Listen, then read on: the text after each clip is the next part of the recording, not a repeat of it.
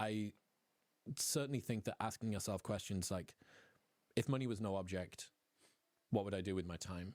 Like, when do I feel the most alive? Not dopamine, like connected, genuinely connected.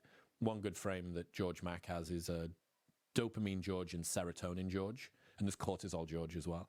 And he says the more time he spends in serotonin George is melodic deep house, walks in nature, conversations with friends, amazing quality coffee. It's pickleball, it's learning a new sport, it's going and watching live music.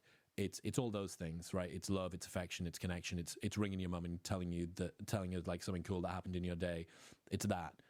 Dopamine George is growth of the business, and it's a great thread that Elon just retweeted on Twitter, and it's more newsletter subscribers, and it's money, and it's bank accounts, and it's travel, and it's novelty, and it's new, and it's intense, and it's rushy, and it's compelling. But he wants to be in serotonin George, and then cortisol George is all of the executive function problems. But cortisol George doesn't exist in any way related to serotonin George. You're never getting cortisol from the serotonin shit you do. You only get it from the dopamine shit you do. So the bad and Holy the shit. half good are related together. And then the bit that's in the middle is the bit that you really like. And I think like optimizing for serotonin, Hamza, would probably be a pretty good idea. Like, where can I get that from? Not So what I kind of get out of that is this is kind of how I personally define my own definition of success. It's by being an outstanding man of character, and whatever that looks like for me, and maybe whatever that looks like to you.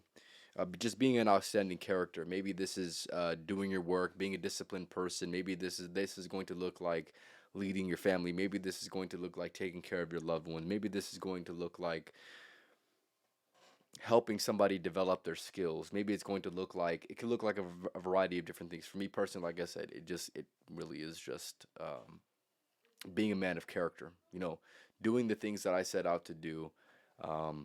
Like I said, staying disciplined within things I need to discipline, right? Developing the relationships that I go ahead and choose and deem are of worthy of value. Now, the question I have for you is this: what is your definition of success, right? What does it look like? Is it like they mentioned, right? Is it pursuing the dopamine? Is it this temporary, fleeting feeling of whatever makes me happy in the current moment, or is it enjoying certain times over other times, or is it enduring the stressful moments? You see what I'm saying? like, oh, this guy sent me a message that said that I really changed his world. And it's like, yeah, that should be serotonin, Hamza, but it's fucking not. It's dopamine, Hamza, right? Because it's another one on the dashboard of look at how many people's lives I've changed and all the rest of it. But you're not sitting in the emotion and being like, that's something that was meaningful to me. That really, really worked. Okay, so a first analysis, serotonin, Hamza, two things are coming up. It's one, a great workout.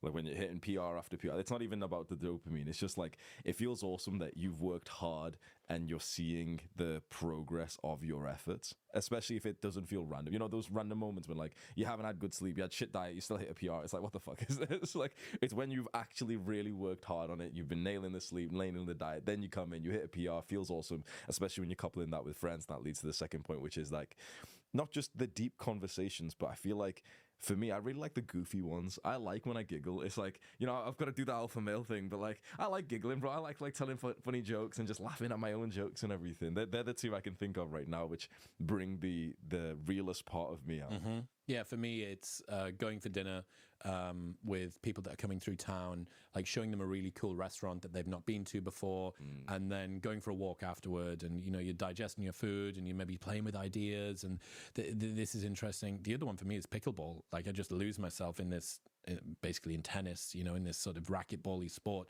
And I'm outdoors and I'm getting fresh air and there's competition, but dopamine, Chris, is fucking left on the edge of the court.